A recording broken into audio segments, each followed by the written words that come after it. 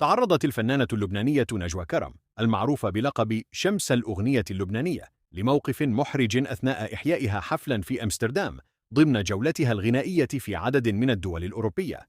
الموقف حدث عندما كانت تؤدي إحدى أغنياتها بحماس وتفاعلت مع اللحن برقصة الدبكة اللبنانية، لكنها لم تنتبه إلى أن فستانها الطويل قد يشكل عائقاً أثناء الحركة، مما أدى إلى سقوطها على خشبة المسرح في مشهد مفاجئ للجمهور. أثناء أدائها الحماسي على المسرح، قررت نجوى كرم الاندماج أكثر مع الأغنية وأداء رقصة الدبكة اللبنانية الشهيرة، إلا أن طرف فستانها الطويل عرقل حركتها، مما تسبب في سقوطها بقوة على الأرض. المشهد أثار دهشة الجمهور، وسارع فريق العمل المرافق لها وبعض المتواجدين على المسرح إلى مساعدتها، لكن اللافت في الأمر كان سرعة تعامل نجوى مع الموقف، حيث نهضت فوراً وأصرت على استكمال الغناء دون أي توقف، مما يعكس احترافيتها وثقتها بنفسها.